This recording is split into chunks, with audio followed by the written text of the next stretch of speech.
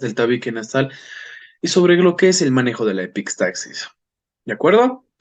Los integrantes de mi grupo somos mi persona, George Saavedra Cruz, Mariel Pérez, Eduardo de Abreu y Bruna Estefanía.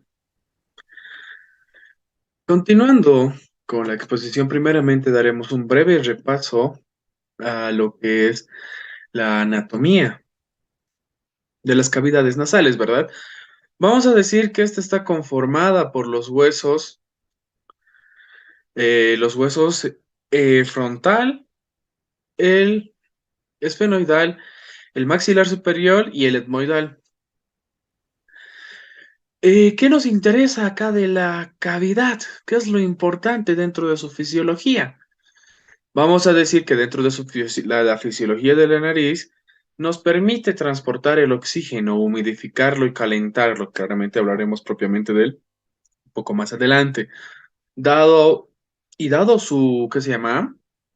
Dado el primer nervio que es el olfatorio, vamos a tener en la porción superior, vamos a tener el epitelio respiratorio, el que está compuesto por células madre, células oxínticas y, si no estoy mal, son células parietales.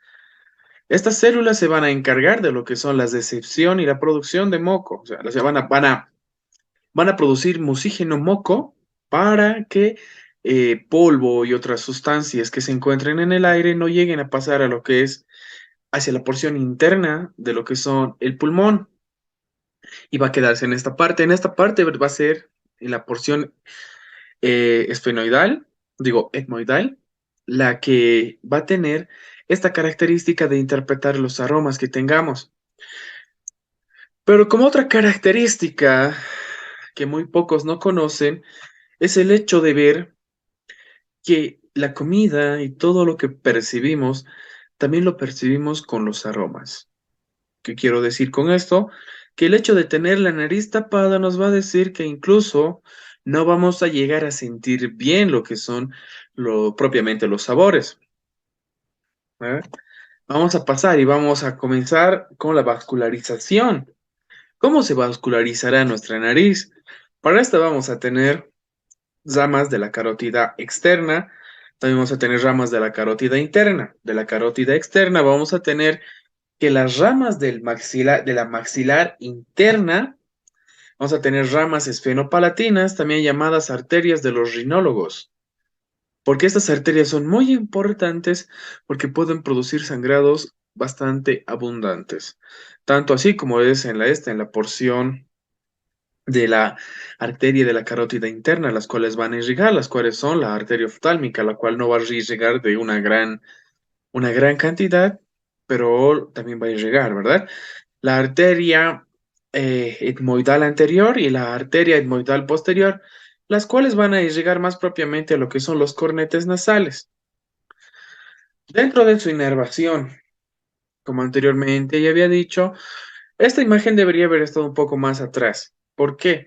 Esto nos está diciendo cómo llega el nervio olfatorio hacia lo que es el hueso etmoidal, el cual con su lámina cribosa va a llegar a insertarse en esa porción, dando el epitelio respiratorio que anteriormente había mencionado.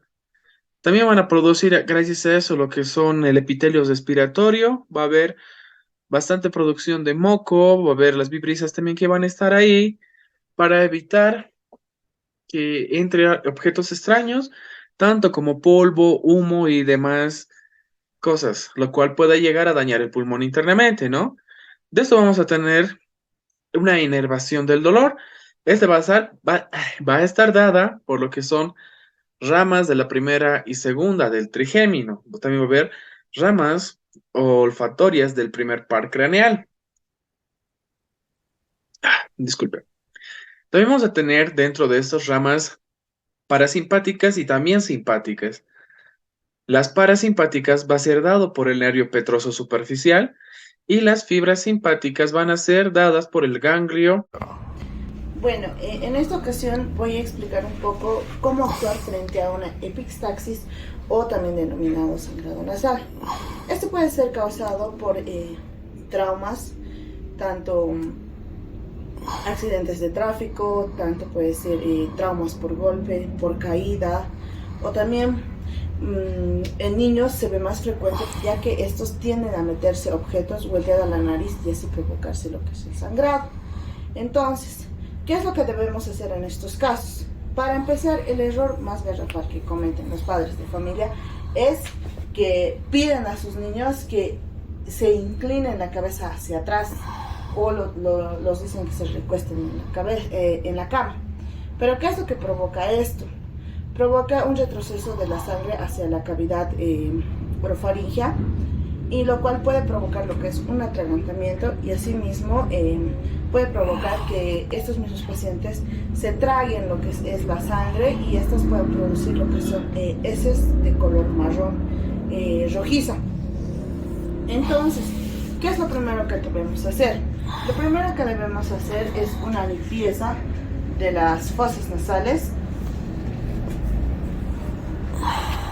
y pidiendo siempre que sople para así eliminar todos los coágulos que estén presentes. Una vez hecha la limpieza, procedemos a lo que es un taponamiento de algodón con agua oxigenada. Debemos debemos proceder a poner la toronda o el algodón en ambas fosas nasales, ya que a veces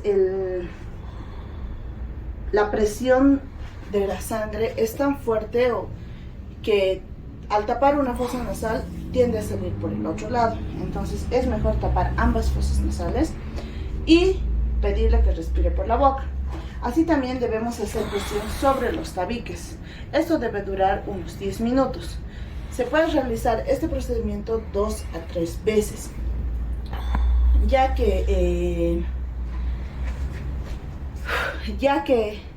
una vez que pasen las 3 veces puede que haya sido secuelas de un traumatismo anterior. Entonces debemos proceder lo que es a llevarlo a un centro médico para que sea atendida de la manera correcta. ¿Por qué? También puede haber factores anticoagulantes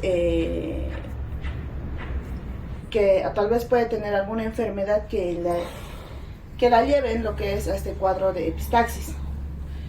También podemos ver donde más frecuente el plexo de Hechelbach es el más afectado en la cavidad nasal. Entonces es esta en la que debemos parar el sangrado. El último procedimiento que podríamos realizar es una ultracavitación del plexo de Hechelbach para que ésta deje de producir lo que es la epistaxis o la hemorragia nasal. Entonces, esta sería la manera adecuada de actuar frente a un sangrado en casa. En caso de que el sangrado continúe y con más profundidad, es mejor llevarle lo que es un centro médico para que sea previamente examinado y correctamente tratado. Bueno, eso sería todo en cuanto a epistaxis nasal. O que se hace en una fractura del tabique nasal?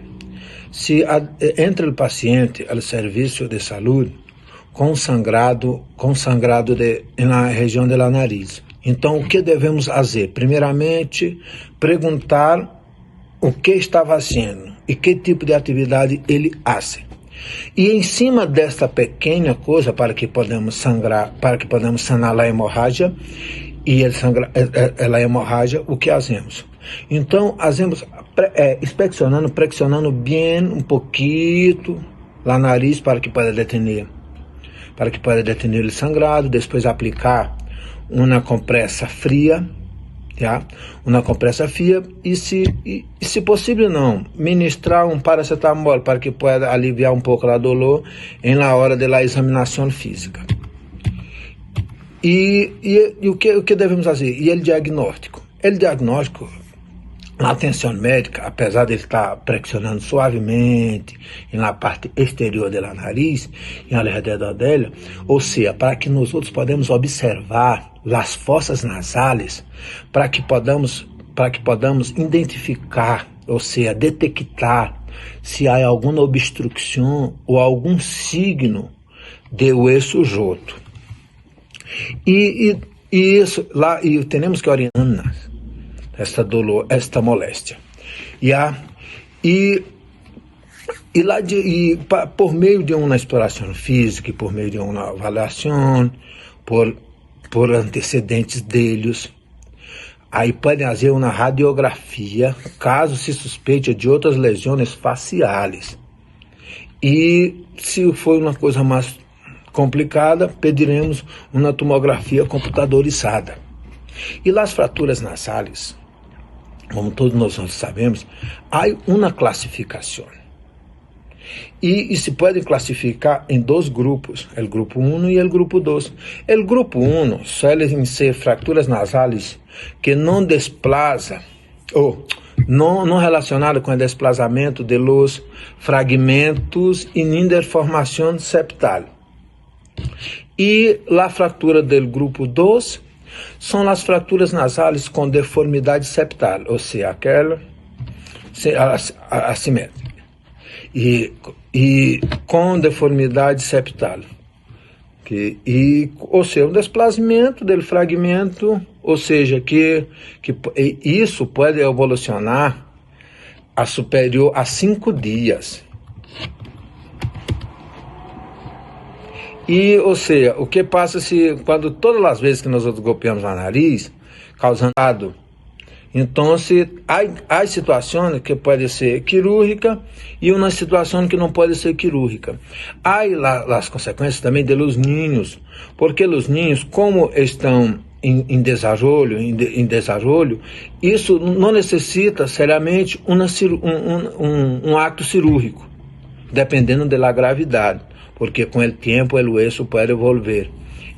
E caso contrário, tem que estar observando, porque sabemos nós outros que os niños se enfermam mais rápidos e às vezes está com uma moléstia e pensa que é de um resfrio e às vezes não é. Ou seja, um tamponamento nas fossas nasais que às vezes dificulta muito, principalmente em los niños. Temos que nos fijar bem, porque se há alguma obstrução nas fossas nasais, alguma alteração no tabique nasal, com o simples resfrio pode causar muita moléstia, muita moléstia. Olá, meu nome é Bruna Estefânia Gomes de Moraes. Vou falar sobre epistasis, que é uma hemorragia, um sangrado nasal, que ele não tem uma causa aparente, pero pode suceder por calafrios, muito calor, muita umidade, pacientes que fazem uso de medicamentos anticoagulantes. E também tem uma outra causa, que é por trauma, que pode ser tanto acidental, por queda, muitas vezes também por lutadores profissionais, que pode ser tanto trauma crônico, agudo e complexo. Isso se sucede por um abscesso anterior que produzem em uma área de plexo de Quebec, que eles podem estar formados por palatino maior, lábio superior, esfenopalatino e palatino maior. Devido a uma grande irrigação em uma área anterior, se encontra muito superficiais em uma mucosa nasal. Por isso se sucede o sangrado. Isso é a irrigação, né? Então, quando está sucedendo um sangrado em uma nariz, devemos falar para o paciente que pegue o dedo pulgar e o índice, faça uma compressão e se incline para baixo anteriormente e se quede assim hasta 3 a 10 minutos para que o sangrado pare. Caso o sangrado não pare, tem que procurar urgentemente uma emergência.